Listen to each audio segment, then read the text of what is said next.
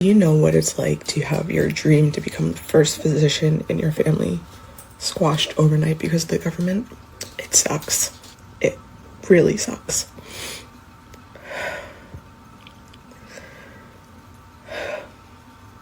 I've been working for the past few years to get experience at applied medical school. I've been studying for the MCAT while working a full-time and a part-time job in order to make ends meet. I'm scheduled to take the MCAT on August 22nd, and I can't even go anymore because I can't take out more student loans. Private student loans would destroy me financially, even as a physician. And I don't even know what to do anymore. All of the work for the past 5 to 8 years just gone over. All right. First off, for those who are new to the channel, welcome. And I got my $110,000 student loan forgiven in 2022 after 16 years of teaching middle school. And I'm finishing up my 20th year this summer 2026. All right. Let's talk about her dream to be a physician, go to medical school. She starts, and then due to student loan law changes, she is clearly going to be out of money because, the federal government has put new limits on student loan borrowing. We will delve more into that during the summer. I'll keep you posted. But the big thing is she says private student loans, as she took it out, would just sink her financially. Here's the situation. Now, first off, let's all agree it sucks. You put in all this work and you get, halfway, whatever, through the program. She didn't exactly say, and you realize you're out of money. But I want to look at it not from an emotional, this is my dream to be the first physician. Want to look at it less from an emotional end. And I really believe that you should not look at student debt from an emotion. It is my dream to be the first one to do this in my family as you run up a whole bunch of debt. So let's talk about the debt aspect. She says private student loans would sink her financially. Guess what? So would federal student loans, unless, of course, you wanted to be a broke physician. I don't know too many people that want to go run up physician bills. What's that? 3, 4, 500,000, maybe 500,000 is a bit on the steep end, but it doesn't seem, depending upon where she wants to go, 3, 400,000 does not seem unusual. The fact that she's the first person in her family, we know that there most likely is no money because she's borrowing all of this. Here's the thing. It is kind of a blessing and a curse at the same time. She cannot afford this degree. If the only way you can afford the degree is to borrow, you are asking to sink yourself financially, potentially, most likely, decades into the future, possibly into retirement, possibly even having you to work in your older years. Now, young people may go, oh, that's not possible. Who can't, pay off a bill after 30, 40 years? There are people from the 1980s when I was in high school that took out student loan debt, and we've talked about it on here. Matter of fact, if I remember, I'll try to remember to attach stories of seniors that took out what we would consider today to be a small amount. Oh, I took out 15, 20,000, and today they owe 6 figures. Why? Because it was as hard for them to pay off that so-called lower balance, maybe 20, 25,000, as it is for young people today to pay off, let's say, a $50,000 bill. And so it just sits and lasts for forever and ever. So while she's in tears that she can't continue school, and don't get me wrong, it sucks. But if there's any upside to it, and again, I understand she already started the program and she feels like all the work she's done is for naught. And I would be in tears too. All right. I'd be totally in tears. But part of me says, is there something else she can do that uses that type of skill, but isn't going to cost her hundreds of thousands of dollars? And we're not talking tens of thousands, folks. We know when you're talking medical, you're talking hundreds of thousands. She couldn't afford the degree either way. She couldn't. If your only way to get through, she says, well, I can't, I ran out of student loans. And what if I told you guys, when you run out of federal government money, then you have to start going to private loans. You can't afford the bill.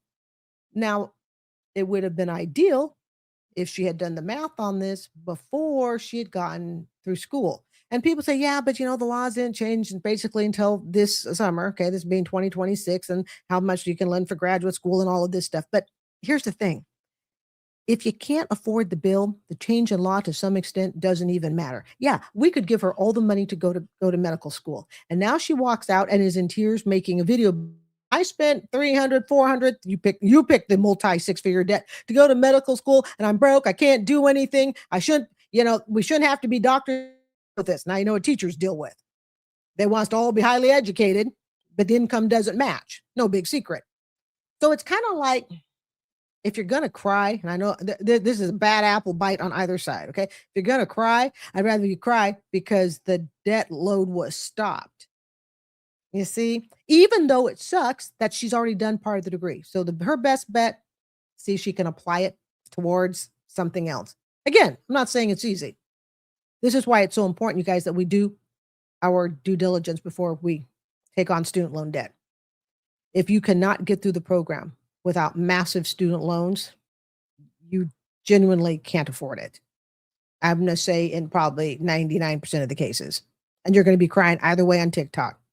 Right. $67,000 of student loan debt. My initial loan that I took out was actually $59,295.40. And because of interest, it's gotten higher. I got my bachelor's in film back in 2014. And originally, I actually got a scholarship that covered most of the tuition.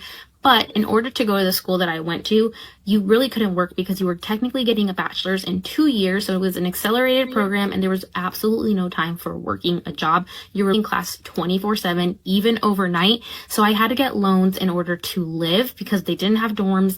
And so I was pretty much paying my everything, my bills, food, and rent with the student loans that I got. I don't necessarily regret this decision because I love the school that I went to. I love the people that I met, and I do love the opportunities that it brought me. I was able to work in the film industry for a few years after college, and honestly, I was able to grow that career path. I just eventually chose not to do that because I got married and I had a kid, and working in production and on a TV set for 12 hours a day just did not make sense for being a mom. But I still don't regret it because I feel like my degree helped me so much along the way in a lot of aspects of my career.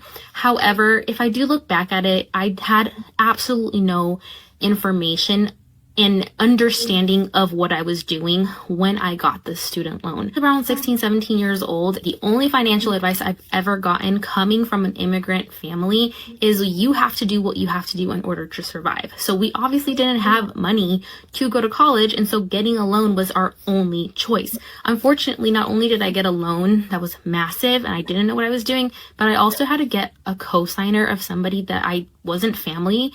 And that was a very bad idea. That is definitely something that I would never advise anyone to do. If I could go back and change one thing, it would just be to go to a community college, especially when you're doing a degree in something creative. So many people that I ended up working with in the film industry, they all went to a similar college that I did, but it was community, and it didn't make a difference that I went to a private, really expensive school versus one that's a community college. That's way more. I love it when TikTokers validate everything I have said about student loans on this channel, as far as what I've preached 100 times. You can run up a student loan. You can say you're going to pay it. At the time that you're 18, 19, 20 years old, you promise that nothing will stop you from paying it because this is the degree, college, whatever it is that you want. And they validate it for me over and over again when I say, after you get done with that degree, it's not going to be so exciting to pay off anymore. And guess what? You're going to have other things that are of a bigger interest. Now, she says here that she does not regret her degree because of the people she met. Were those people worth $60,000 a year? Were those people worth a $60,000 student loan bill that went from 59 to 65, 66,000? Shaking your hand. Hey, there are social meet and greets you can do for maybe, I don't know, $50 a year, perhaps on Meetup. I don't know. I haven't been on Meetup for like over a decade. But there are ways to meet people. Oh, but they were just the greatest people. Wonderful. I don't wish to pay a bill for forever because I met you. She also says that it paid for her room, board, all this stuff. Guys, you got to understand something. A lot of you people don't want to live at home. You think the community college is just not good enough for you, whatever, right?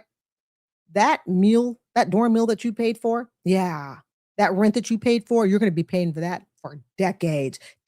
How many times you want to pay for that same burger, the same luxury to be able to live away from home? That rent that you paid for the dorm, all of that fancy stuff that you got to do under the student loan debt, you are going to be paying for that forever. Yeah. The hamburger hot dog meal you had, courtesy of the dorm, all those free fries, sodas, pizzas, coffees, all courtesy of the student loan. You could have bought yourself an investment into Starbucks by the time you get done paying off the bill. And as we know, many people will not pay off the bill and it will go into collections, which I think collections start this summer. Again, I will keep track of it. She decided to get married and have kids. Once again, validating my point when I say other things are going to come along. And we can say, oh, and I'm going to tackle the bill now. We haven't tackled it. I'm not saying she said that, but let's think about it. Her bill's gone from 59 to 65 because it is more exciting to have kids. It's more exciting to get married, have kids, fix up the house, plan showers and travel and all of that. That is so much more exciting than the $65,000, $66,000 debt that she's carrying. She also says she has a co-signer. This is why we don't co-sign. And she said it wasn't even a family member. It wouldn't matter if it was a family member or not. In fact, I'm going to say it's better off that it's not a family member, because if it had been a family member, that could really make Thanksgiving difficult, as Dave Ramsey would say. I don't do commentary anymore on Ramsey, but when I did, yeah. So the co-signer gets to watch her go, wait a minute, our student loan bill is going up. You're no longer working in that degree that you majored in. You stayed in it for a couple of years, then you decided to, have a kid. I'd say get knocked up, but at least she's married, I believe. Okay. So she decided to have a kid. Well, what about this freaking student loan bill that you had me sign off? Well, it's just not that important to me anymore. See, this is why we do not co-sign other people's debt ever. And remember, student loan, you cannot go bankrupt on it. And if she decides one day, I just don't want to pay that anymore, it's all in the cosigner. Now, the cosigner could turn around, sue her afterwards for it, but man, what a headache that is, especially if they live in separate states. The cosigner got kind of what they deserved. When you cosign, you have to ask yourself, was I planning on getting into student loan debt? Were you planning on buying a car? Oh, you weren't? Were you planning on paying off that really expensive iPhone? You weren't planning any of that in your budget? Oh, were you planning to give it as a gift for someone? You weren't planning that either? Then you probably should not co-sign. In many ways, I think she's very careless. She clearly has an obligation to the co-signer. She's not too interested in that. And I'm sorry, lady, but the 2 years, whatever it is, I got to do film and stuff, that liberal arts degree. More affordable. I go to USC and I have a 3.8 GPA and I cannot find a job. Yeah, I cannot find a job. 3.8 is basically all A's. I have applied to over 200 jobs in this current market and I only heard back from 5 of them and there were rejections. I have not gotten a job yet so far and I'm about to graduate. I'm actually so stressed right now because I have to pay for my housing, my food, my tuition. I pay for all of that on my own. And honestly, I have no way of paying for it. And I'm going to be in so much student debt. I'm going to be over $300 in student loans by the time I graduate. I actually need a job and I just don't know what to do. I go to USC, one of the best schools with the most connections, and I can't find a job.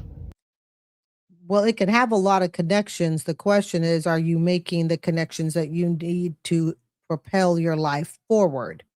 Are you giving them the impression that you want them to have? I'm going to be real honest. If I were her, I would tell her, get off of social media. Seriously, you young people, you got to get off social media. Okay. Especially while you are in those early stages of looking for a job. Do not allow your employer to look at your social media and go, oh my God, she crashes out. She crashes out sitting in her car. You do not want that image. You want nothing but professional. I've been in my industry for 20 years and trust me, I try to keep it tight on this channel. I try to keep it tight. All right. You want it where somebody looks at it and goes, oh, no harm, no foul. You don't want them looking, oh my God, she just had a crash out. She's applied for all these jobs and she's not getting any offers. Why should we offer her a job? I bet you didn't think about that. Some of you young folks out there, right? Never tell people when you're looking for a job, do not tell the left hand what the right hand is doing, for God's sakes. And when you go on social media, blah, blah, blah. And I've applied for 500 jobs and not one employer will give me an interview, whatever. And that's not too far off from the truth. Okay. Think about it. Why do you want me to know that? So you sitting there, crashing out, playing with your hair, saying I got a 3.8 GPA. If you think that is going to help you get a job, and unfortunately, I think that is what some young people believe, if I spew all my problems on social media. No, you're giving them too much of your private life that you want kept separate from your job interviews. And I'll tell you this, when I started this channel, trust me, 2019, when I started, I really gave a lot of thought, and I continue to give a lot of thought. What do I say? What is the channel is about? Is it too much of this, not enough of that? In other words, I had to think about it, and I'm established in my career. Okay. It's an honor to do what I do, teaching. But some of you young people, you're not established in anything yet. You have nothing for anyone to grasp a reputation. And even if you had a small misstep, have them go, oh, you know what? We know this person. It happens. We're going to let it go. You are not established there yet, young folks. So when you sit there, and I understand college graduation is coming around the corner and stuff, and you sit there and you're pulling your hair out practically, all frustrated because you can't find work, don't put that on the internet. No, don't let people know that. No, because you're giving them too much information. You're making yourself look undesirable potentially, to where someone goes, wow, well, all these people you've applied for, you haven't applied for our company yet, but none of these people are taking you. Why should we? I'm playing devil's advocate. And I think when you're new and on, you're newly graduated, you're looking for work, less is more advantageous on social media. This is just my opinion. About to crash out. Join the crowd. You're in the right home. Well, go ahead. I just got a cute little email from the Department of Education, which is the most inefficient, stupid, idiotic department known to man. And they informed me that my student loan payment that I've been paying on since 2004 is going up $912 next month.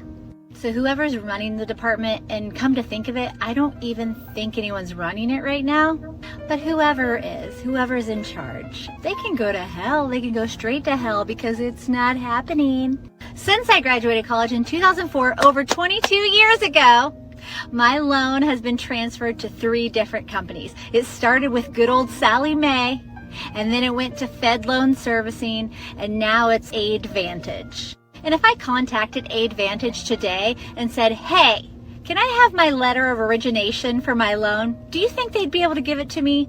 No, not at all. Because no one can give it to me. No one can give any of us who have had student loans for over 20 years anything, any information. A few years ago, the government said, go sign up for the SAVE plan if you have student loans. Okay, cool. So that's what we did. Millions and millions of us. Okay. And then what happened was someone came in office and said, no, we're not doing that anymore. So of course, that dream shattered. And now they are actually accruing even more interest on top of our other interest. And in the past 2 months, my loan balance has increased $3,000. Thanks for joining me for this second part of the video. This is an article by Business Insider. It's called Meet a Single Mom and Adjunct Professor with $430,000 in Student Debt.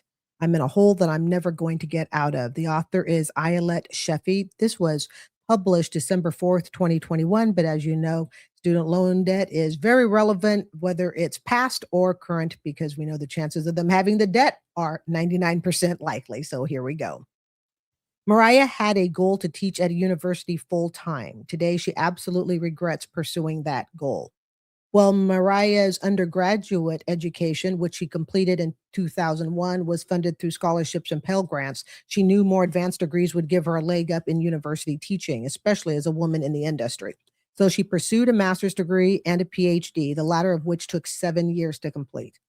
It was not a decision she took lightly, and at the time, she believed the commitment would be worth it. Mariah, who requested her last name be withheld for privacy reasons, extensively researched the program and its statistics for employment post-graduation looked promising. However, she was unable to land a full-time university job after graduation in 2014 and found herself unable to afford her student loan payments.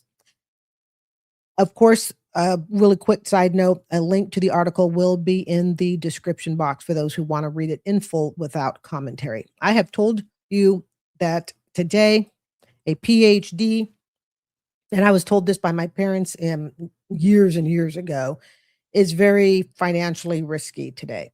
I know one person, we don't talk anymore, it was years ago at a class, and she told me she had $200,000 she owed in her PhD program, and she was actually in default at the time.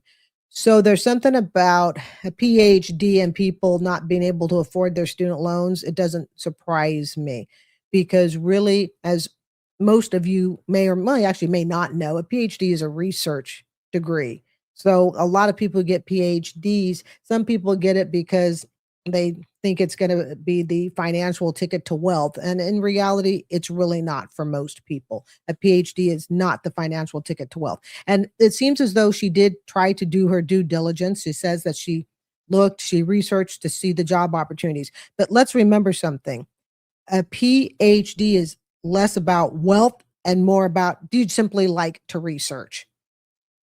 Now at 48 years old, I think it's Maria. I would call her Maria. Now at 48 years old, Maria's student loan balance is $430,000, all from her advanced degrees, her documents reviewed by Insider. Oh, you guys. Wow. Quote, I'll probably be paying it off for the rest of my life. She told Insider, I hate to say it this way and it's morbid, but I'll probably die still owing student loans. Now, I don't think it's a probably. I think she's going to pass away with student loans unless she comes into some great, big, large inheritance. And here's the sad part. Imagine, let's just say she came into $150,000 inheritance. Nice ticket for change, correct? It all go to the student loan and the sucker still wouldn't be paid off. I think today advanced degrees they're just not worth it, in my opinion. And the company is not paying for it. I don't think advanced degrees, definitely beyond a master's, is worth it anymore. This is just my personal opinion. And as you know, most of my parents have PhDs and double masters. It's been no easy road for Maria since she attained her degrees. At the end of 2015, she lost her first job in human resources and could not make payments on her student debt. In 2018, her daughter was diagnosed with leukemia, and a large portion of her income went to that medical treatment, causing her to defer her loans while interest on them continued to grow. Yep, that's how the American medical system works. It sucks. As a full-time human resource representative and part-time adjunct professor in Michigan, Mariah now makes a 5-figure salary while supporting her 15-year-old daughter on her own with minimal child support from the father. She doesn't see a future that doesn't include student debt. It's like I'm in a hole, she said. I feel like I'm in a hole that I'm never going to get out of. Okay, adjunct professor. I'm going to write down, I hope I remember. There is a video I did on adjunct professors who live in poverty.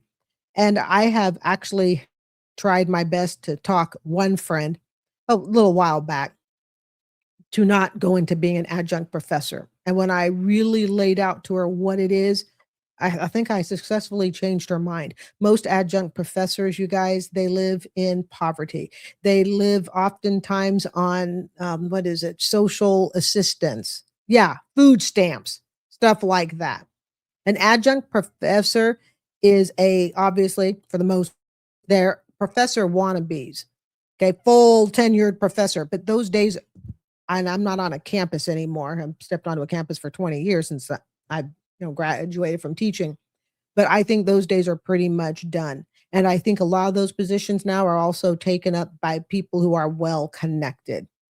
In other words, it might even be at times where it's not even the best person for the job. It's the person well connected, has the degrees, and they get the job. I'm not saying that in every case, but I'm talking about today because so many people want to be, so many adjunct professors specifically. And keep in mind, they sit with PhDs. That's why they are professors. They do not have a master's degree. They have PhDs, and they're thousands of them in line waiting and hoping to get on with the university as a permanent tenured professor.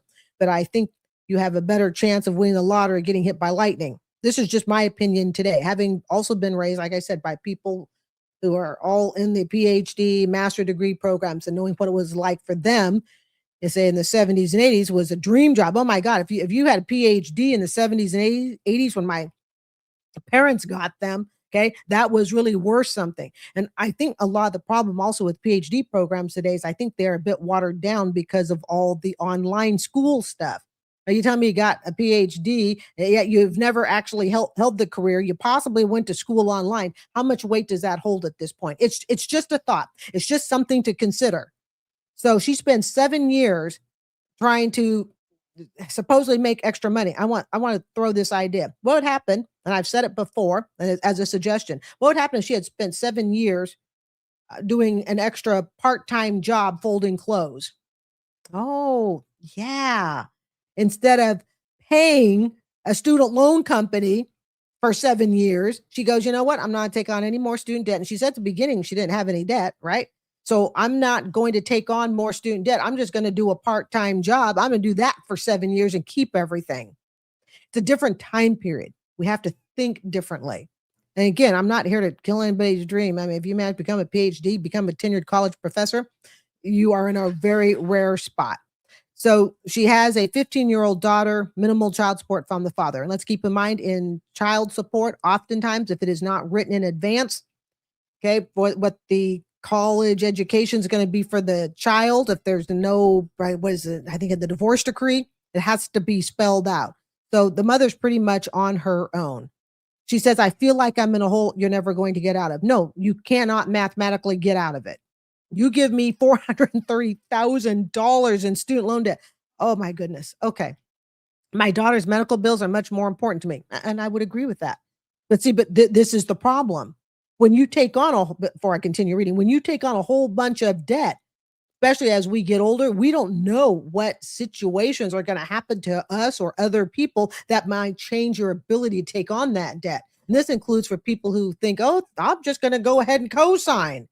I'll co-sign for my kids. Well, you co-signed at 47. By 55, you were unable to work. And now it's time to pay the piper and you got all this student loan debt due.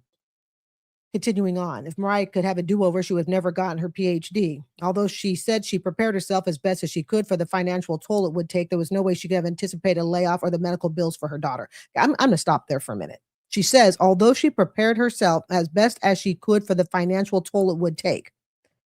Okay.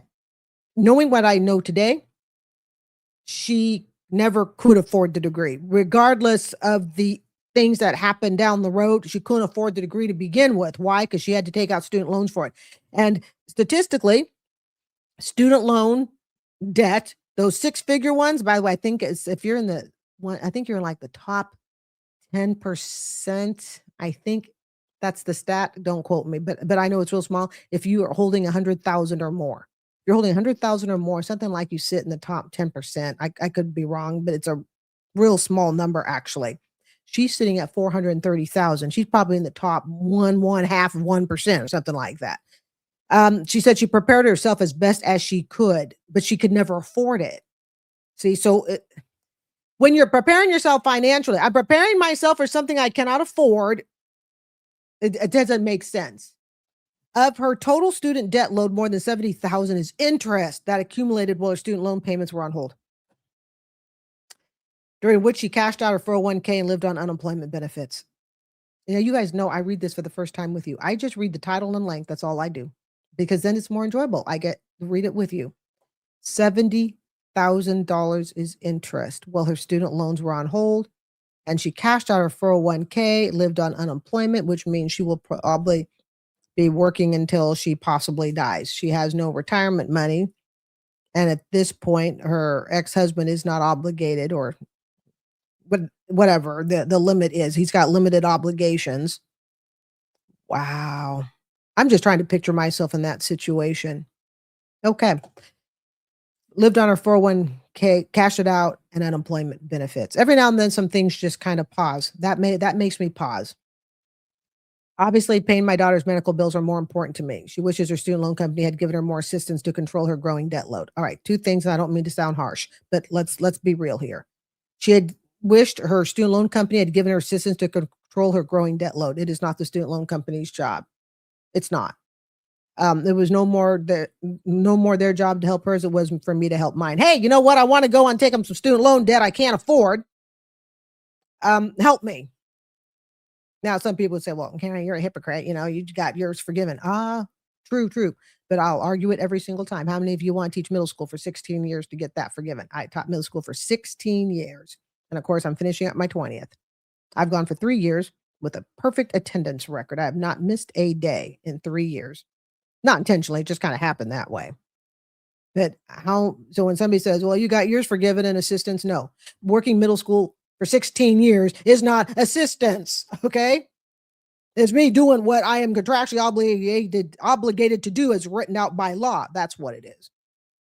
The one thing I would have probably done differently, paying my daughter's medical bills, I would have gone bankrupt on her medical bills. Yeah, I would have done it.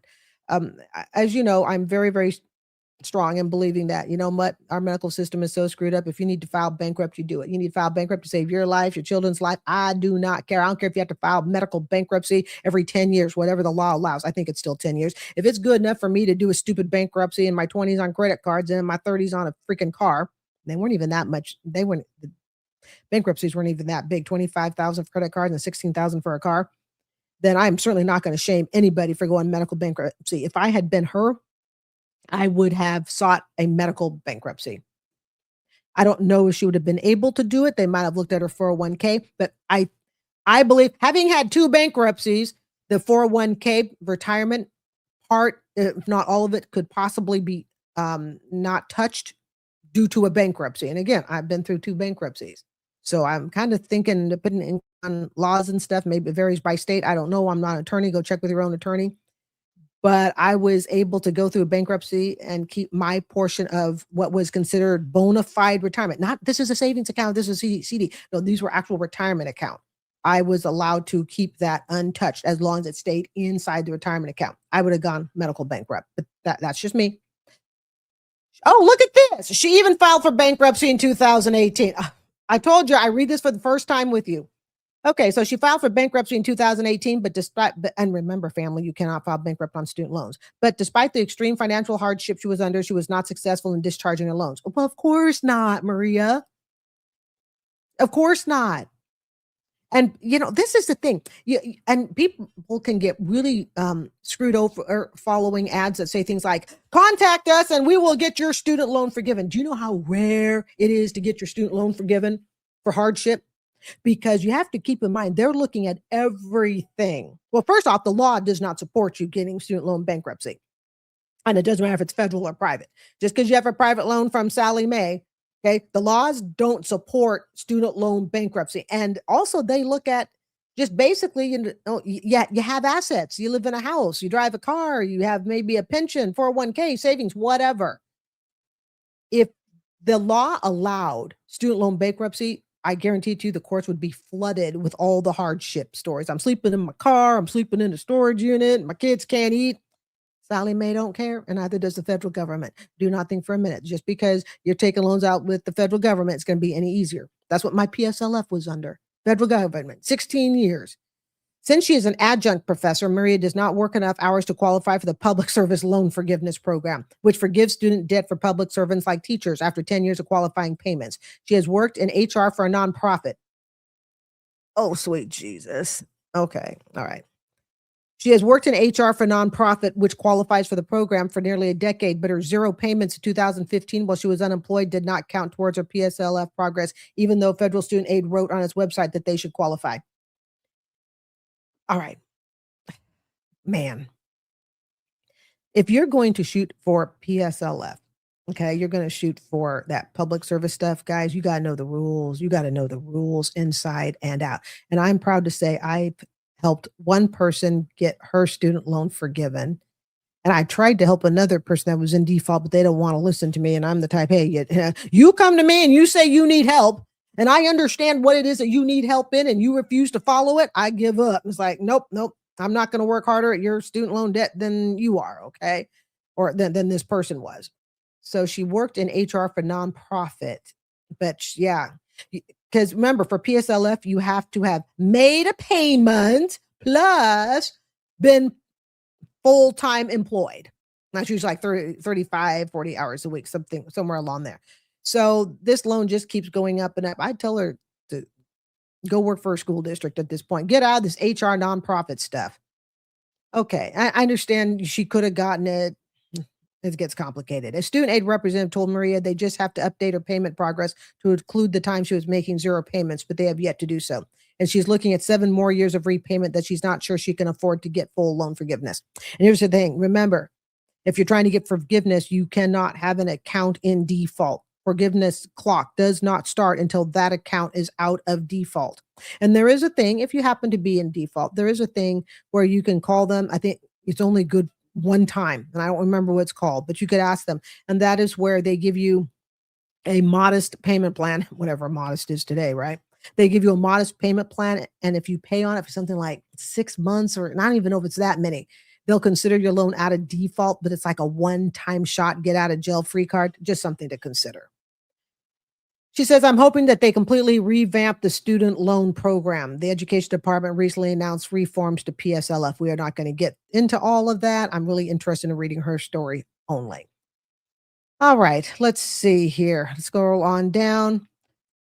Again, I'm skipping all the political stuff. Quote, she says, most people that get these student loans are still young and don't understand the true impact of it. So I just feel like there's a lot of overselling in the upfront that puts people in debt like this. All right. And I would agree with her on that, except she and I are both facing the same thing. She wasn't a kid when she got this. You're going into a PhD program. You're not inexperienced at student loan debt and all of that. And this is why so oftentimes I say, you know what, you might be better just taking a part-time job, folding sheets, towels, flipping burgers, whatever, doing that and keeping the money for yourself.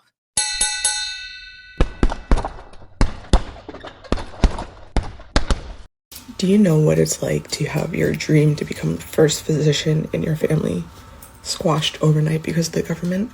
It sucks. It really sucks.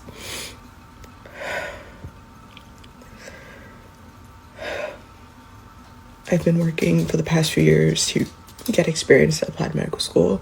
I've been studying for the MCAT while working a full-time and a part-time job in order to make ends meet. I'm scheduled to take the MCAT on August 22nd, and I can't even go anymore because I can't take out more student loans. Private student loans would destroy me financially, even as a physician. And I don't even know what to do anymore. All of the work for the past 5 to 8 years just gone overnight. I have $67,000 of student loan debt. My initial loan that I took out was actually $59,295.40. And because of interest, it's gotten higher. I got my bachelor's in film back in 2014. And originally I actually got a scholarship that covered most of the tuition. But in order to go to the school that I went to, you really couldn't work because you were technically getting a bachelor's in 2 years. So it was an accelerated program and there was absolutely no time for working a job. You were in class 24/7, even overnight. So I had to get loans in order to live because they didn't have dorms. And so I was pretty much paying my everything, my bills, food, and rent with the student loans that I got. I don't necessarily regret this decision because I love the school that I went to. I love the people that I met, and I do love the opportunities that it brought me. I was able to work in the film industry for a few years after college, and honestly, I was able to grow that career path. I just eventually chose not to do that because I got married and I had a kid, and working in production and on a TV set for 12 hours a day just did not make sense for being a mom. But I still don't regret it because I feel like my degree helped me so much along the way in a lot of aspects of my career. However, if I do look back at it, I had absolutely no information and understanding of what I was doing when I got this student loan. Around 16, 17 years old, the only financial advice I've ever gotten coming from an immigrant family is you have to do what you have to do in order to survive. So we obviously didn't have money to go to college, and so getting a loan was our only choice. Unfortunately, not only did I get a loan that was massive and I didn't know what I was doing, but I also had to get a co-signer of somebody that I wasn't family. And that was a very bad idea. That is definitely something that I would never advise anyone to do. If I could go back and change one thing, it would just be to go to a community college, especially when you're doing a degree in something creative. So many people that I ended up working with in the film industry, they all went to a similar college that I did, but it was community, and it didn't make a difference that I went to a private, really expensive school versus one that's a community college that's way more affordable. About to crash out. I just got a cute little email from the Department of Education, which is the most inefficient, stupid, idiotic department known to man.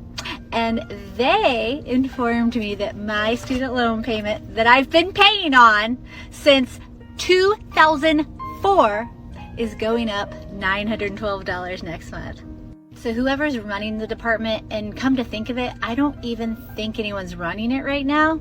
But whoever's in charge, they can go to hell. They can go straight to hell because it's not happening. Since I graduated college in 2004, over 22 years ago, my loan has been transferred to 3 different companies. It started with good old Sally Mae, and then it went to Fed Loan Servicing, and now it's Advantage. And if I contacted Advantage today and said, hey, can I have my letter of origination for my loan? Do you think they'd be able to give it to me? No, not at all. Because no one can give it to me. No one can give any of us who have had student loans for over 20 years anything, any information. A few years ago, the government said, go sign up for the SAVE plan if you have student loans. Okay, cool. So that's what we did. Millions and millions of us, okay?